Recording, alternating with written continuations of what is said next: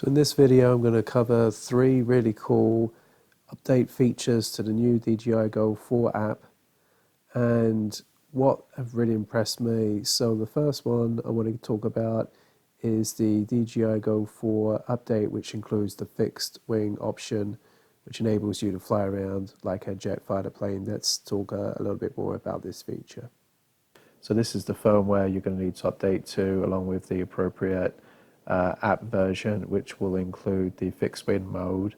So when you've downloaded everything that you need to do, have a look at your settings and take a click on here. You just go on to remote controller settings and you scroll down and you should be able to see this function. You want to switch that on, and that tells you that you've selected fixed wing mode. And then you look at C1, C2, which are the buttons at the back there, and that gives you an idea when you can actually activate and deactivate that mode. So when you're flying, you can toggle it on and off as you want.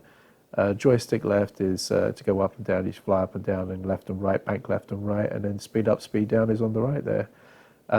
Before you set off a flight, I would recommend you keep on the actual hood itself, but remember to take off the gimbal clamp. So this is me just doing a test flight. I'm just going to go forward and we'll start banking. It's a nice effect here. I mean, this is a really interesting prospect that they've introduced here with the app, but it does make me scratch my head how it's going to interact with the DJI goggles that were just released. Apparently the gimbal was at full lock when in this mode. So I don't know how, when you have the DJI goggles and you're looking around, you're going to be pretty much restricted to just looking at what you can see on the screen. So I can imagine that being a bit frustrating. But regardless, this is a fun mode. This is clearly something that you don't use to do when you want to take good video or photos. This is more of just a gimmicky fun thing. But for free, I think it's a cool thing. If you ever find yourself getting into an issue with this, you can just abort out of it by using the C1, C2 combination to turn on and off. So that was the fixed wing mode, which really impressed me as an update. The next one which really impressed me was the DJI editor. It's come a long way since when it started off, and it includes some really nice, interesting features, which one thing that I think is a huge bonus is just the simplicity of how it does an auto edit for you. And obviously DJI want your content out through social media as quickly as possible, and they've achieved that in a big way. Let's look at how this works. So in today's episode we're going to be talking about the new DJI Go 4 update, where basically you have the functionality to access the advanced editor. So you can just click on the editor icon on the bottom there, and if you click create, you can actually pre-create some movies for you. You don't really need to do any editing. So what it does is it throws down some music depending upon what mode or what mood you choose. Right now this is set to cheerful, and you can see it's just randomly grabbing some footage and throwing some music down on it, which it's a pretty useful thing to do, and it's a real nice feature to have. If you just want to quickly knock something out from your recent flight, you can do so. So you can select all the different themes, and there'll be different types of music that play. So according to what mood you are in and what you're trying to achieve in the video, what kind of mood you're trying to achieve, you can select the according thing here. So another cool function is the regenerate button. You can tap that, and that just shuffles the order around in the how the videos are presented. So it's just like shuffling a stack of cards.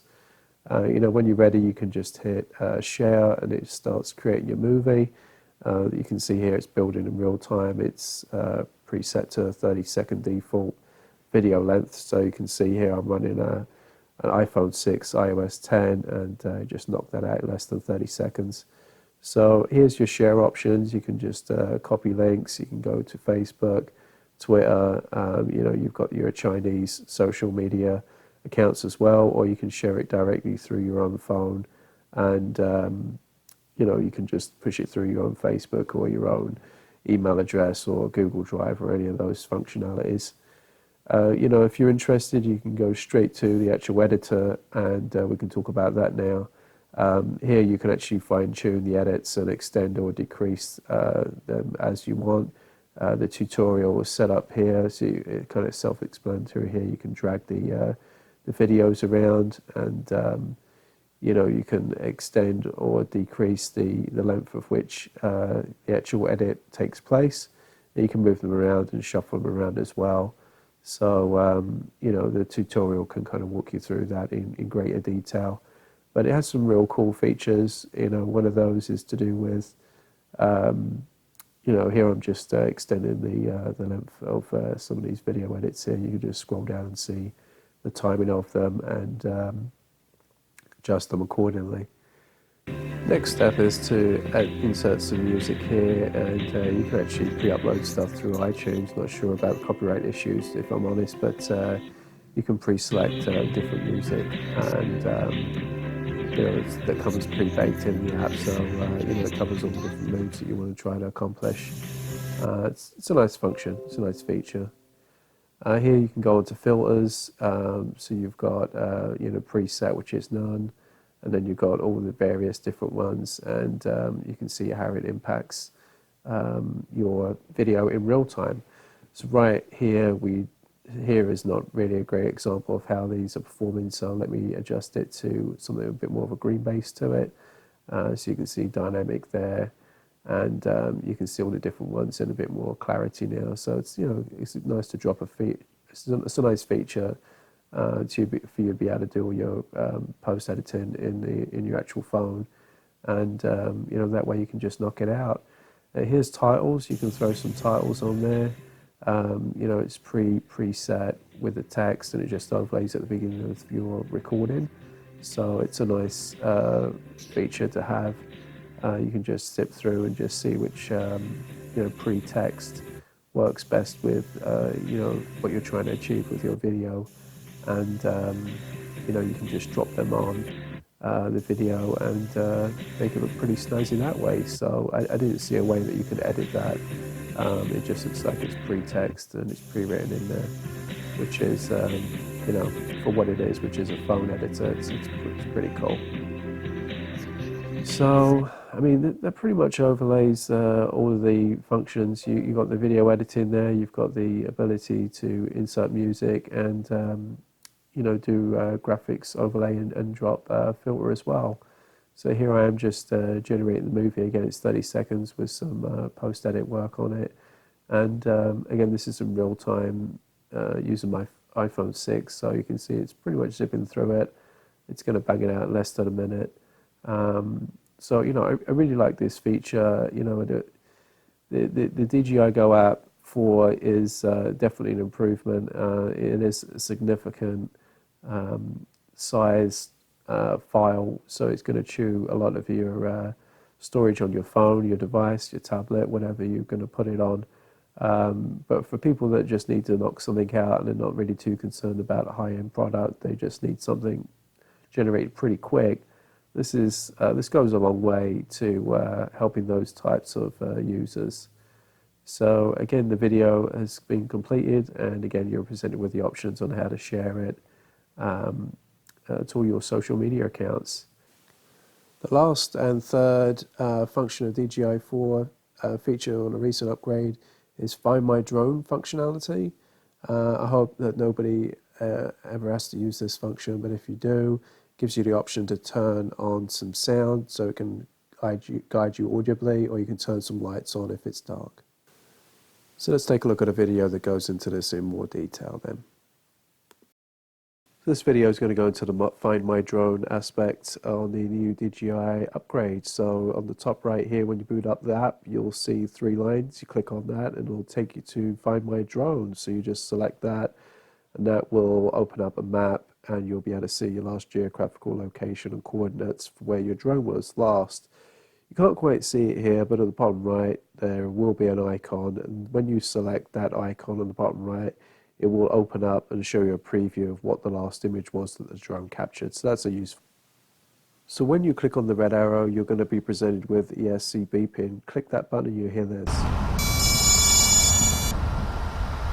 And if you're in a dark location, click the smart LED button and your Maverick will light up like this. Not very useful during daylight operations, obviously. Top left, you've clicked that button, you'll see the last analysis of your battery information. This is a pretty useful function for people that have or are involved with any kind of flyaways or lose control of their drones for whatever reason.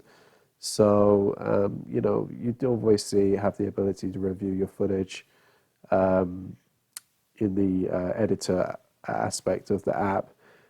You can see a live feed of where you are. You can also look at the map as well. So this isn't a spectacular game change, but what I do like about this function is, you do have the ability to remote operate lights and sound, which could be critical in finding your drone if it is lost in a location that might be out of sight. So if it's stuck in a tree or in some kind of high ground that might be not visible or too obvious, this could be a game changer and really make you be able to find your drone, whereas previously it might just be gone.